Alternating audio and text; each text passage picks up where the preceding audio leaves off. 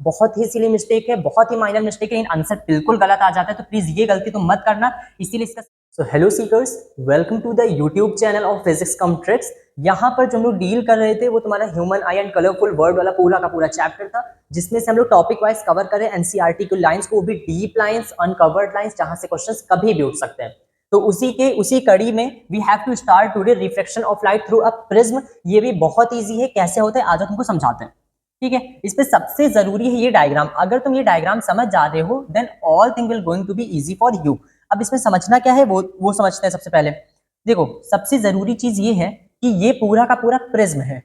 ठीक है, जो ये प्रिज्म होता है ये ग्लास से मिलकर बना होगा, ये बात तो तुम्हें मालूम है, लेकिन इसमें जो सरफेसेस होते हैं ना वो अलग होते हैं। मतलब ये यहाँ पे ट्राइंगल है, उस तरफ ट्राइंगल होगा, इस तरफ ट्राइंगल होगा, जबकि नीचे क्या होगा, एक रेक्टेंगल सरफेस होता है। समझे क्यों रेक्टेंगल होता है? तुम्हें थ्री, ये देखो ये तो 2D है, तो 2D तुमको सिर्फ ट्राइंगल ही दिखाया जाएगा, लेकिन जब तुमने 3D वाला प्रिज्म देखा होगा ना तो उसमें नीचे का सरफेस रेक्टेंगल पे जाएगा। इतनी बात समझ पाए?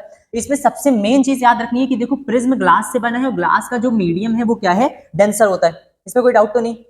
ग्लास का जो मीडियम है वो क्या हो जाएगा, let me change the colour. ठीक है, ग्लास का जो डेंसिटी है वो ज्यादा होगी, इसलिए वो डेंसर मीडियम होगा। उसी जगह अगल बगल एयर है तो क्या हो जाएगा, रेयर मीडियम। हमने तुमको बताया था रेयर है, एयर है तो रेयर है, मतलब एयर कौन सा मीडियम होगा, रेयर मीडियम होगा। सिंपल सी हमें ये बात बताओ, हमने एक ट्रिक याद कराई थी एन से 90 एन से नॉर्मल। बताओ ये ट्रिक याद है? किसने किसने याद की है?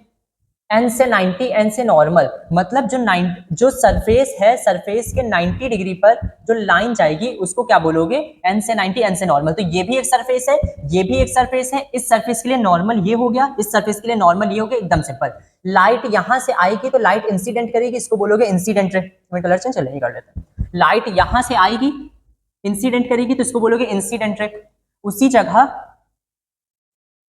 उसी जगह लाइट को देखो सीधी जानी थी, बट क्योंकि यहां से रेयरर से डेंसर मीडियम में जाएगा तो बेंड होगा टूवर्ड्स नॉर्मल। अब देखो नॉर्मल ये है तो लाइट सीधी जानी थी, लेकिन बेंड कहां हो गई, टूवर्ड्स नॉर्मल। जैसे हिट करेगी, अब यहां पर भी नॉर्मल बनेगा, जानते हो ये दूसरा सरफेस है। अब यहां पर लाइट को फिर सीधी जानी थी, लेकिन होगा क्या, अब क्योंकि रेयरर मीडियम में वापस जा रही, एयर है ना बाहर, तो रेयरर में जैसे वापस जाएगी फिर से बेंड हो जाएगी अवे फ्रॉम नॉर्मल। बिकॉज हमने पहली क्लास में बताया होगा, अगर तुमने देखा हो तो रेयरर में जब भी लाइट जाती है तो रेयरर के ए से याद रखना अवे फ्रॉम नॉर्मल। तो देखो लाइट कैसे चली गई, अवे फ्रॉम नॉर्मल। कितना सिंपल है, समझे? जो एंगल नॉर्मल और इंसिडेंट रे, ये इंसिडेंट रे, ये रिफ्रैक्टेड रे, ये वाली रे का नया नाम है एमर्जेंट रे।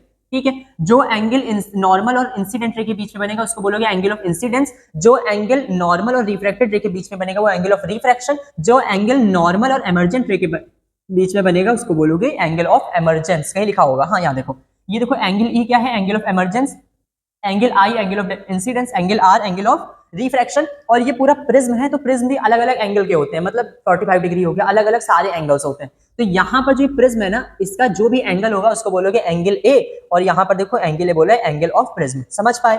अगर कभी तुम्हारे एग्जाम में आता है एंगल ऑफ इंसिडेंस बनाने को तो गलती मत कर देना प्लीज। तुम इंसिडेंट रे से नॉर्मल की तरफ डायग्राम में रे मत ले जाना एंगल वाली, समझे? तुम ले कहां से जाओगे, नॉर्मल से इंसिडेंट रे की तरफ। बिकॉज बच्चे गलती करते हैं, कभी भी रे डायग्राम ऐसे आ जाता है बनाने को और वो बोल देता है कि एंगल ऑफ इंसिडेंस, वो बोलता है कि 30 डिग्री है, तो लोग एंगल ऑफ इंसिडेंस इसको समझ लेते हैं। भाई ये एंगल ऑफ इंसिडेंस नहीं है, हमेशा तुम बनाओगे कहां से, नॉर्मल से इंसिडेंट के तरफ ये बनाना। तो ये क्या है, 30 डिग्री, समझे? सॉरी 30 अब थोड़ी होगा वो, ये 30 डिग्री दिया है तो वो कितना हो जाएगा, 90 माइनस 30 मतलब 60 डिग्री, क्योंकि पूरा 90 डिग्री का है, उसमें से माइनस करोगे। तो ये बच्चे यहाँ गलती करते हैं, उनको लगता है 30 डिग्री तो था।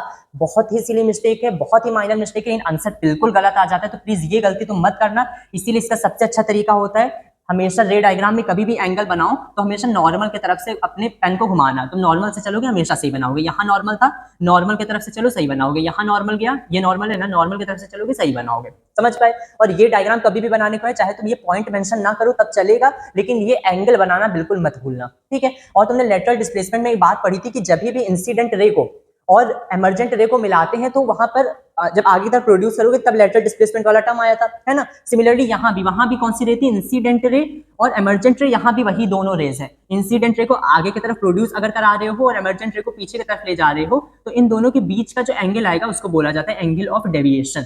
समझे? कि लाइट को देखो सीधी सीधी जानी थी लेकिन निकली कैसे, ऐसे, तो इन दोनों के बीच में डेविएट कितना हुआ, एंगल डी। बताओ इतना समझ में आया? एकदम सिंपल है। कोई भी डाउट तो कमेंट सेक्शन में आराम से पूछना, बेझिझक पूछना। ठीक है?